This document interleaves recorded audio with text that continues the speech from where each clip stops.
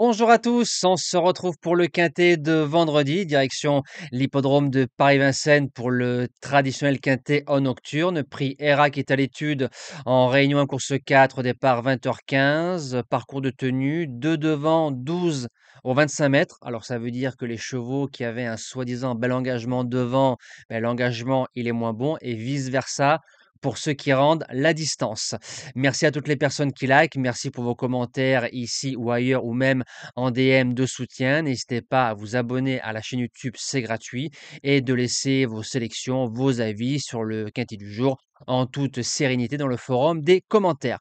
On va retrouver les résultats de la journée d'hier, donc mardi, niveau du course par course, on a connu mieux. Notre cheval du jour s'impose très facilement. On l'a joué 2 fois récemment, 2 victoires, et je pense que la jument, elle a un beau futur meeting d'hiver à faire qui arrive 2025-2026.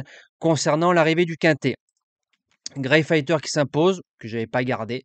Je pense que si on court la course 10 fois, 10 fois Grey Fighter s'impose très facilement.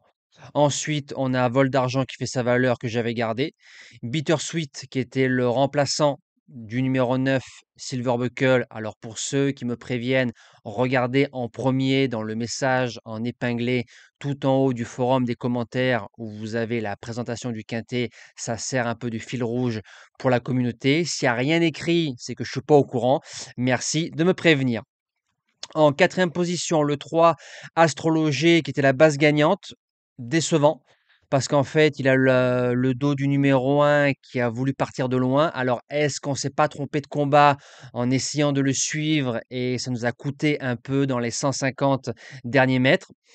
Et le numéro 15, le Colombard, qui finit cinquième. Allez, c'est parti pour la sélection du quintet de vendredi soir en base gagnante. Un cheval qu'on connaît depuis de nombreuses années, le numéro 9, Imberland. C'est un cheval qui sera déféré des 4 et associé à Yoann Le Bourgeois. Le cheval est dans une belle passe.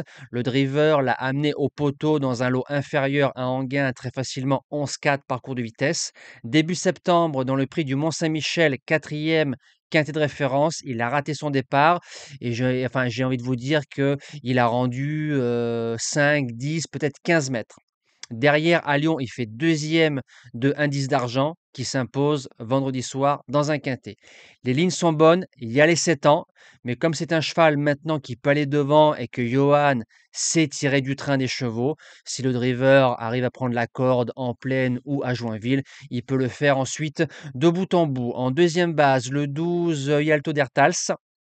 Rentrée plutôt bonne à cran. C'est un cheval qui s'est intercalé entre Cobra Killer et Harmonie du Rabutin. Donc pour moi, c'est le cheval de classe du lot dans cette épreuve. Attention à la deuxième course après une bonne rentrée, mais s'il fait sa valeur, je serais déçu de ne pas le voir dans les 3. Pour les chances, le numéro 11, Yacendi Jeep, si on prend les 6 dernières courses, on enlève celle du gazon.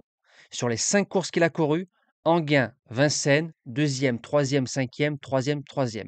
Que des parcours de tenue. C'est le cheval de tenue par excellence. Eric Raffin le connaît sur le bout des doigts.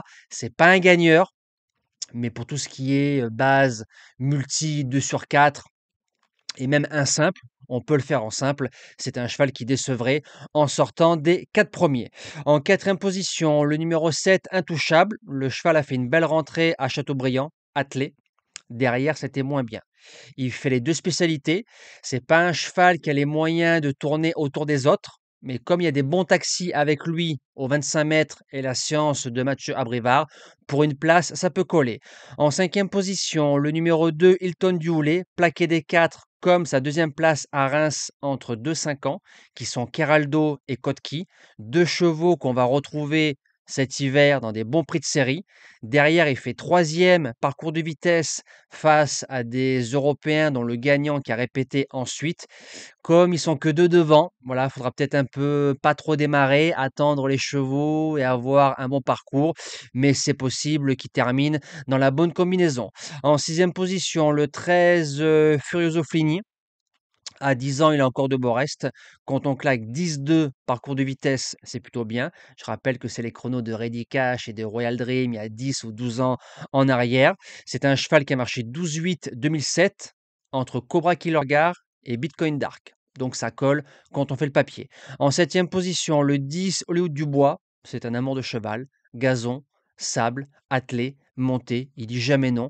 Cinquième du prix de Granville en début de saison. Bonne ligne. Momotte en renfort, ça se garde sans problème. Et je termine avec le 14 Grey ou Grèze, suivant comment on le prononce.